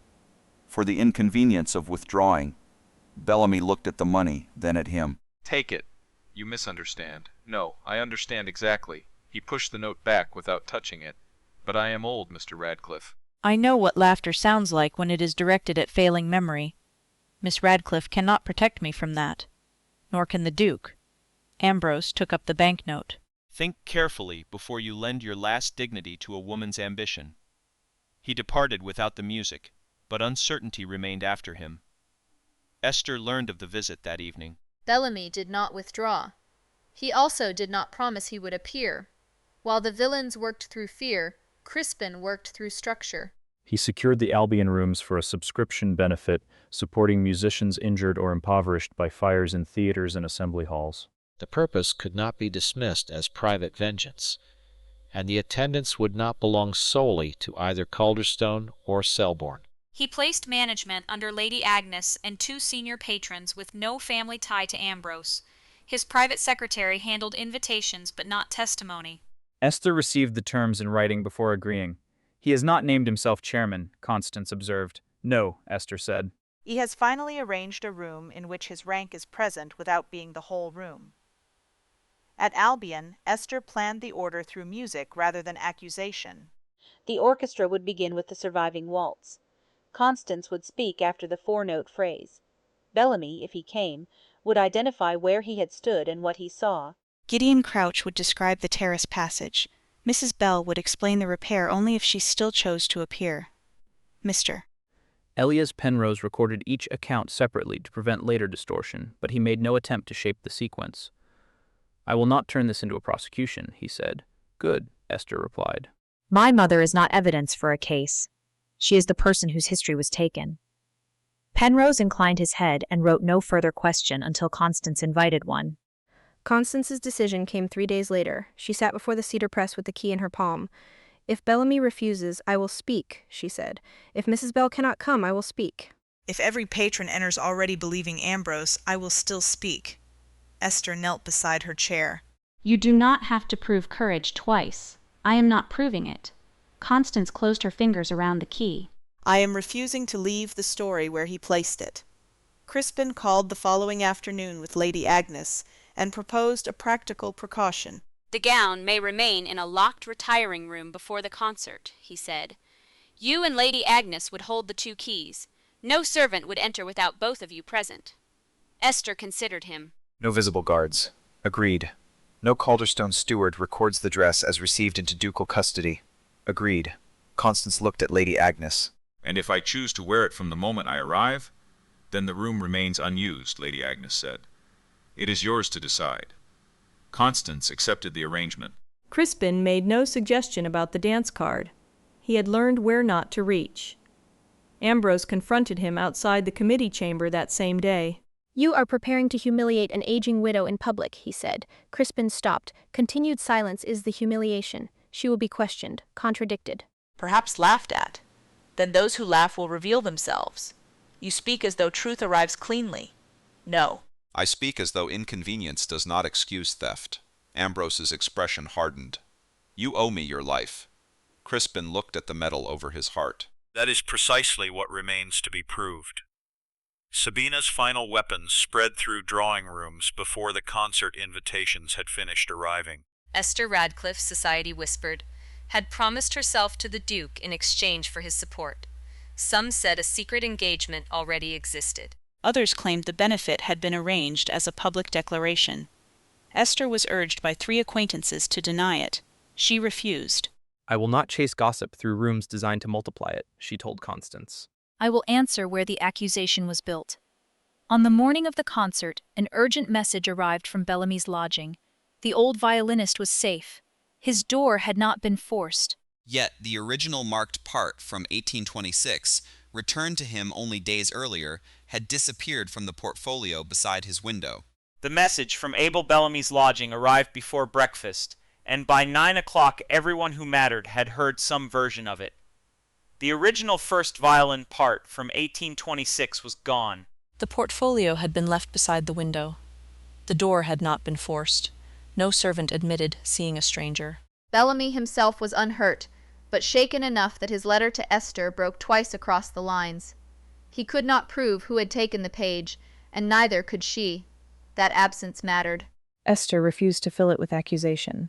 We'll say only that the part is missing, she told Constance. Not that Ambrose stole it. Constance sat before the locked cedar press, the key resting in her palm, even though we both suspect him. Suspicion is not evidence. I won't imitate the method used against you. Esther crossed to the music table and opened her working score. Weeks earlier, with Bellamy's permission, she had copied the 4 penciled notes into the margin and marked the transcription as a copy.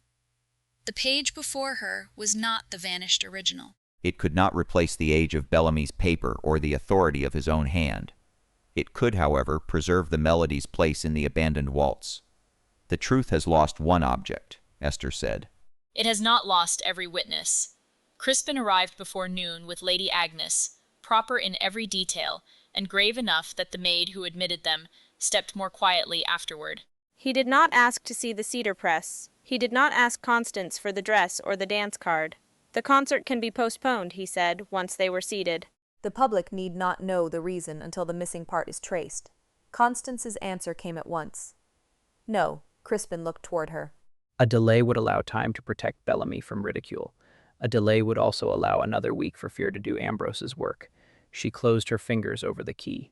25 years have already been granted to silence. It has not used them honorably. You may face a room prepared to call the copy invented.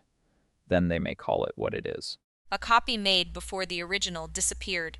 Esther watched Crispin absorb the correction. He had offered postponement as protection. Constance had heard it as another form of waiting decided by someone else. This time he did not defend his intention. Then the concert proceeds, he said. On your terms. Lady Agnes suggested that the final preparations continue at her house, where Bellamy and Mrs. Bell could arrive separately without passing through the crowd already gathering near Albion. By late afternoon, Esther and Constance sat in Lady Agnes's drawing room with the curtains half closed against the July light. The lavender gown remained at the Bloomsbury lodging until Constance chose to dress for the evening. The water-blurred dance card remained in its cedar box. Nothing had moved merely because urgency made movement convenient. Crispin stood near the mantel while Esther arranged the copied score, witness order, and program notes upon a small table. Bellamy may still withdraw, Lady Agnes said. He has been told he is free to do so. And Mrs. Bell? Crispin asked. She sent word that she will come, Constance replied. Not because anyone promised to save her trade. Because she decided she could live with fear more easily than with silence. Esther tied one ribbon around the witness papers. Mr. Crouch has also confirmed. Mr. Penrose will keep the statement separate until each person has spoken. Crispin nodded. And my place? Behind the first row, Esther said. Not beside the witnesses. Not on the platform until the end. Agreed. You won't interrupt if Ambrose contradicts them, unless he threatens or prevents someone from speaking. You may protect the room. You may not control the testimony. Agreed. The ease of his answer should have comforted her. It did not. There was one question the stolen part had made impossible to avoid. Esther looked toward Constance. Her mother understood without words. She rose and crossed to Lady Agnes near the window, leaving a quiet distance around Esther and Crispin while preserving the propriety of the room. Esther faced him. Would your grace still choose me if my mother had never saved you? Crispin did not answer quickly. She was grateful for that. A swift declaration would have sounded rehearsed, and this question deserved something more difficult than charm. Yes, he said at last. Esther held his gaze. Why? Because you defended her before you knew I had heard. Because you questioned my motive while the entire ballroom expected gratitude. Because you refused to surrender a gown to a duke when compliance would have been easier. His voice remained quiet. Because you found witnesses without borrowing my authority. Because you protected Mrs. Bell's right to be afraid without using her fear against her. Because you love your mother without turning her into a martyr who must remain helpless so that you may appear devoted. Esther's breath caught, though she kept her face composed. Crispin continued. Because you distinguish proof from desire. Because you refuse to accuse Ambrose of taking the violin part when suspicion would have served you. Because you do not make ambition wear the mask of justice. And my mother's rescue? It gives me reverence for her. It gives me shame for what my family accepted. It gives me no claim over you. The answer settled between them without spectacle. Esther looked down at the copied score. Gratitude can resemble love when the person who owes it is powerful. Yes, and society will prefer that explanation. It makes me easier to dismiss. Then society must be denied the convenience. Can you stand silent while another person tells the story of your own survival? Crispin's right hand closed once at his side, an old reflex awakened by memory. I must. Even if Ambrose lies directly to your face? Yes. Even if Constance's account alters what you believed about your father's household. His expression tightened. Yes, and you won't announce a courtship tonight. I won't. Not after the witnesses. Not after the correction. Not as a reward. No. He stepped closer, but left enough space for refusal. Whatever exists between us must survive outside that room. Otherwise, it is only another public arrangement. For the first time since the rehearsal, Esther allowed herself to believe that he had understood more than the wording of his apology. He had understood the structure of the harm. She extended one gloved hand. Crispin looked at it before taking it, as though the permission mattered more than the gesture. He bowed and touched his lips lightly to her knuckles. No promise passed between them. None was needed. The moment was not an engagement. It was trust returned by a single measured degree. The drawing-room door opened. Mrs. Bell entered first, pale but upright. "I'm here," she said. "I may tremble, but I'm here." Abel Bellamy followed a few minutes later, carrying no portfolio. The loss of the original part seemed to have aged him, yet his back remained straight. "They can steal paper," he said. They can't make me stand somewhere else 25 years ago. Lady Agnes brought no relic from Calderstone House. She would testify only to Crispin's fevered words and the name he had repeated as a child. Constance arrived last after returning briefly to Bloomsbury to dress. The lavender silk moved softly around her, its pale repair visible along the left panel. The dance card remained in her own hand inside the reticule. No one else carried it. Esther read the order aloud one final time. Opening music. Constance's account. Bellamy's position. Crouch's route. Mrs. Bell's repair. Crispin's accountability. Public correction. No new evidence would appear. No surprise witness would be invented. Every truth in the room had already been earned. When the carriage reached the Albion rooms, the orchestra was tuning behind closed doors. Patrons filled the entrance hall. Above the murmuring crowd, the four familiar notes sounded once, uncertain and incomplete. Esther entered beside Constance. Crispin followed several paces behind. At the far end of the hall, beneath the portrait naming him rescuer, Ambrose waited with the silver medal pinned over his heart. The doors of the Albion rooms opened at the same hour the fire had begun 25 years earlier. No one announced the coincidence. The clocks did it for them. 8 slow strokes sounded above the entrance hall while patrons, musicians, former witnesses, and titled families moved into the rebuilt ballroom beneath a ceiling painted to resemble a sky untouched by smoke. Ambrose's portrait remained on the far wall. His silver rescue medal shone upon his coat. Gertrude stood near the commemorative display with Sabina beside her, both composed enough to suggest that the evening would merely confirm what society already believed. Esther entered with Constance on her arm. The lavender silk moved softly beneath the lamps, its pale repaired panel visible to anyone who chose to look. Constance carried the water-blurred dance card inside her reticule. She had refused the locked retiring room and worn the gown from the moment she left Bloomsbury. Lady Agnes walked behind them.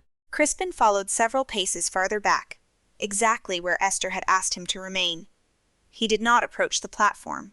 He did not take the dress, the card, or Constance's hand. He stood behind the first row while the murmuring room settled around him. The orchestra began with the old waltz. Esther had copied the surviving arrangement from legitimate sources and marked every reconstruction plainly. No one claimed that the stolen first violin part had returned. The musicians played until the 4 familiar notes rose through the room. Constance stopped beside the platform. Her breathing changed, but she did not falter. Crispin stepped forward only far enough to be seen.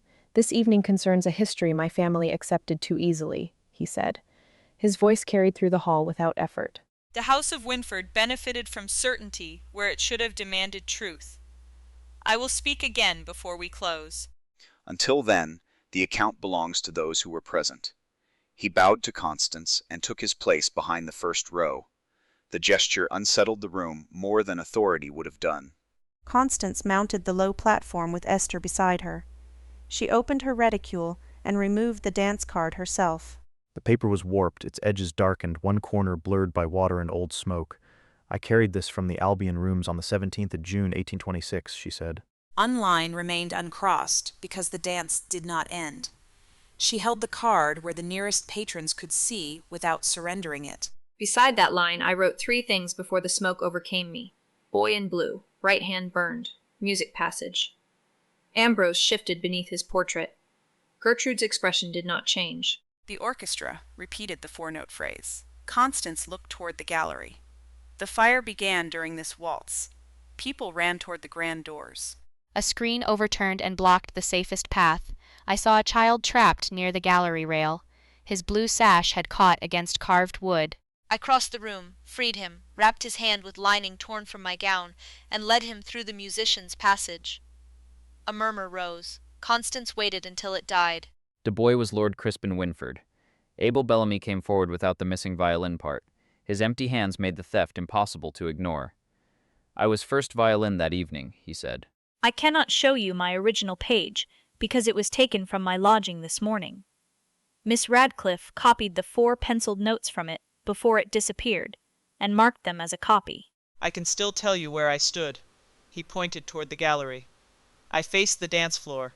When the smoke entered, nearly everyone moved toward the doors.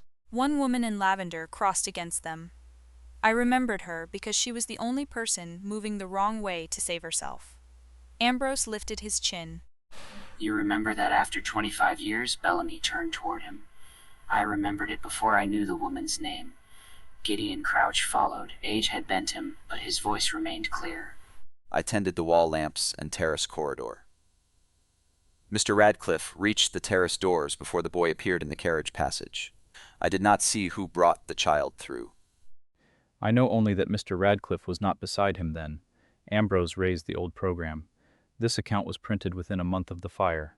It states that I found Lord Crispin behind the card-room doors. It states what you reported, Esther said. Nothing more. Mrs. Bell came forward next. Her hands trembled, just as she had warned they might, but she did not hide them. I was 17 and apprenticed to the dressmaker, who repaired Mrs. Radcliffe's gown the following morning. The left skirt panel was torn. The inner facing was scorched. A strip of blue silk had burned into the lavender fabric before the gown reached us. Sabina spoke from beside her mother. A memory from apprenticeship is hardly proof. Mrs. Bell looked at her. Then you may judge the work itself. She turned to Constance. May I?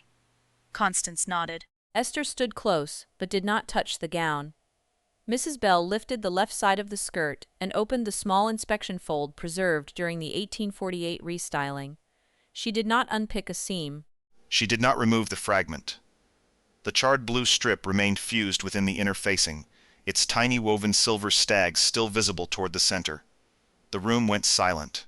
The silk was already burned and joined to the gown in 1826, Mrs. Bell said. It could not have been added recently. I preserved it within the repair because removing it would have destroyed more of the lavender silk. When I reshaped the bodice and sleeves 3 years ago, I did not disturb the original skirt.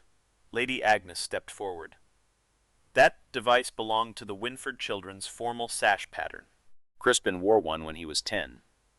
She looked toward her nephew but did not ask him to speak. After the fire, he suffered fever. For weeks, he asked for the lavender lady. He remembered no name. Ambrose's face had lost color. I carried him out. Crouch turned toward him. Through which passage? The terrace passage. Then how did you reach the boy behind the card-room doors? Ambrose hesitated. The rooms were confused. The terrace passage and musician's passage lie on opposite sides, Esther said. My mother's note places the boy at the musician's passage. Bellamy saw her cross toward that side. Mr. Crouch saw you at the terrace doors before the child appeared in the carriage court. Ambrose folded the program once, then opened it again. Memory shifts.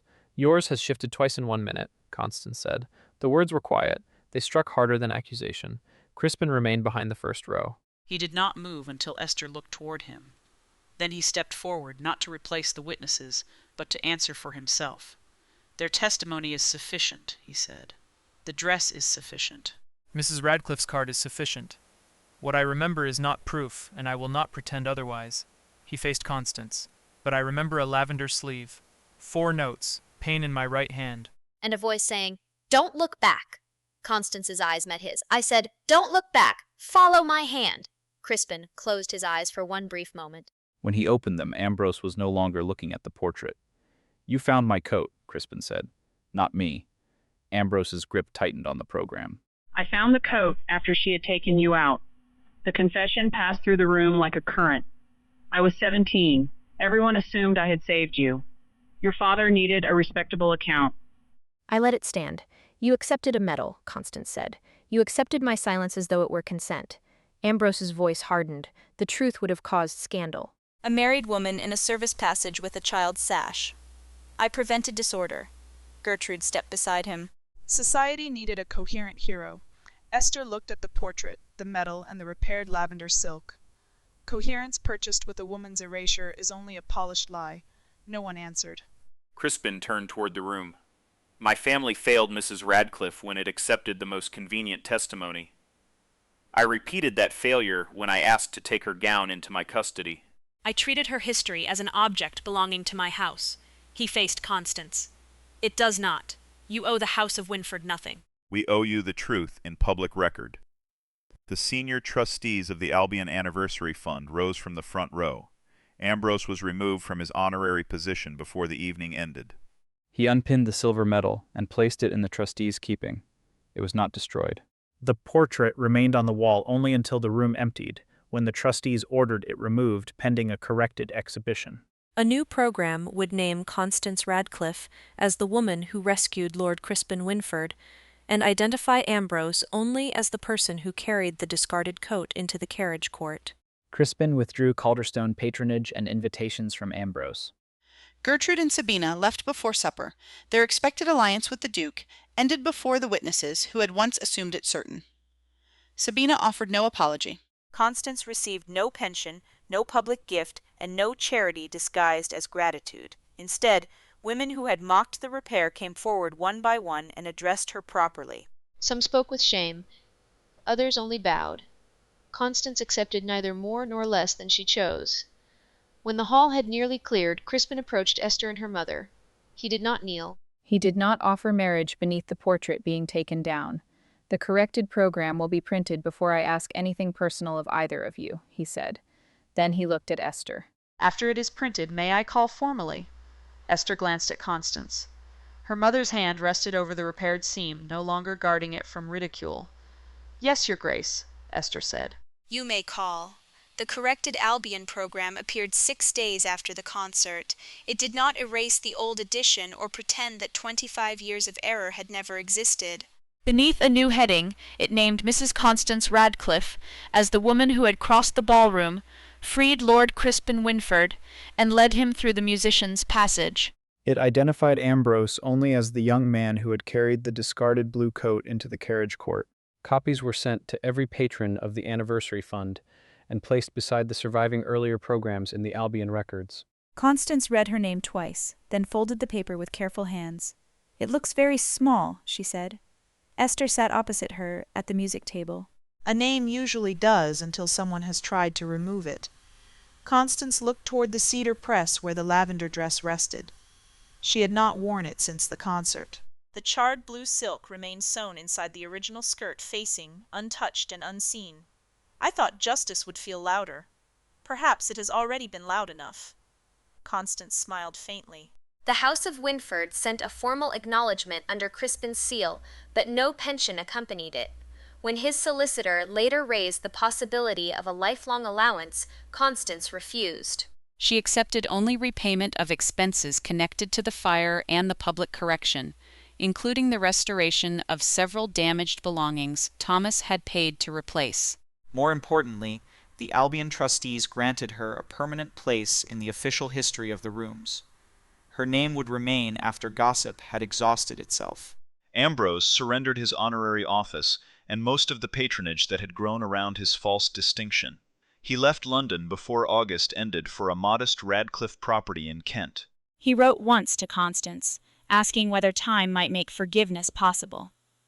She answered that time had already been asked to do too much. Gertrude's influence did not vanish, but invitations once accepted without question began to receive polite refusals. Sabina resisted longer. Her written correction arrived only after several leading hostesses made clear that continued silence would exclude her from their autumn gatherings. Esther read the brief note and placed it among the papers relating to the concert. She did not answer. Recognition was not friendship, and justice did not require intimacy with those who had caused harm. Crispin waited until the corrected program had circulated before making his first formal call. He arrived with Lady Agnes, flowers for Constance, and a blank music book bound in dark green leather for Esther. No relics, Constance observed as he entered. No questions about the fire. I have asked enough of the past, he said. I hope to learn something of the present. So began a courtship that refused to behave like repayment. Crispin called during proper hours. He accompanied Esther and Constance on carriage drives with Lady Agnes present. At musical evenings he did not place Esther where society could admire his choice. He sat beside her when the arrangement allowed and across the room when it did not. Their conversations moved gradually away from Ambrose, the fire, and the lavender gown. They argued over whether a damaged score should be restored invisibly or preserve every correction in the copyist's hand. Esther maintained that performance required clarity. Crispin insisted that history required evidence of change. Then you may keep the damaged original, she told him one evening, and hire me to produce something a violinist can actually read. His eyes warmed. At your usual rate, at my professional rate, I would expect nothing less. He commissioned her through Mr. Howell, the Soho music seller, and paid the same terms as any other patron. No gift appeared inside the account. No secret sum attempted to make gratitude respectable. Esther continued copying Italian songs, German chamber parts, and dance arrangements. Society found the work unusual for a woman being courted by a duke, then discovered that Esther had no intention of allowing society to settle the matter. Constance watched the courtship with an attention both affectionate and unsparing. When Crispin once sent a carriage without asking whether Esther had already arranged her day, Constance returned it with thanks. He did not repeat the error. By the beginning of October, he had spent more than 10 weeks proving that respect could survive ordinary inconvenience. The proposal came in Constance's music room, not beneath chandeliers, and not before witnesses who could transform it into a public performance. Lady Agnes sat near the window with her embroidery, and Constance remained by the pianoforte. Crispin stood before Esther with no ring displayed and no speech prepared for an audience. I loved your courage before I understood your history, he said. I came to love your judgment when it denied me comfort. I love the way you protect without diminishing, and the way you refuse to call possession care. Esther's hands rested lightly upon the closed music book he had given her. And my mother's rescue? It will always matter. It is not why I am asking. His voice lowered. I am asking because life beside you would require me to remain honest, and because no future I imagine has become more truthful by leaving you out of it. Esther looked toward Constance. Her mother did not nod or smile. She gave Esther what she had demanded for herself throughout the summer. Choice without direction, Esther turned back. Then, ask me plainly. Crispin did. Esther Radcliffe, will you marry me? Yes, she said. I will. Their marriage settlement was negotiated before the wedding. It was neither romantic spectacle nor rescue package. Esther's existing earnings and future professional income were secured for her separate use through terms appropriate to the law and custom of the time. Crispin did not describe the provision as generosity. Esther did not pretend affection made protection unnecessary. The banns were read, the interval observed, and they married in a London chapel before the autumn fully surrendered its light. Constance wore a new gown of deep violet silk purchased with her own savings. The lavender dress remained in the cedar press. No one asked her to wear the garment that had already carried enough meaning for one life. Several weeks into the marriage, the three of them gathered again in Constance's music room.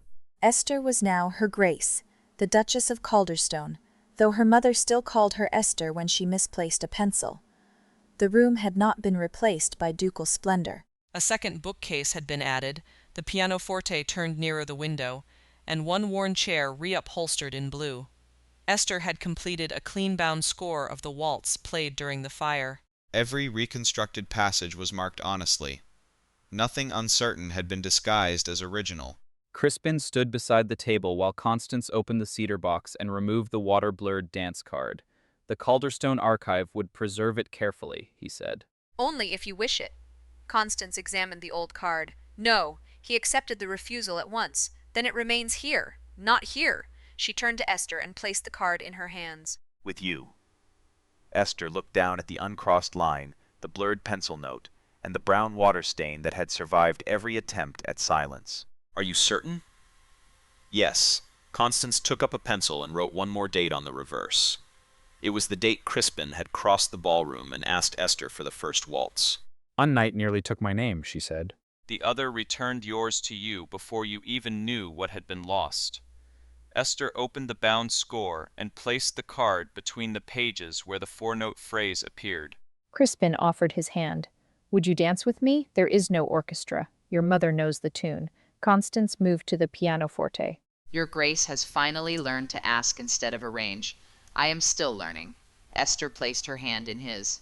They danced in the small room while Constance played, turning the page without hesitation. No crowd watched.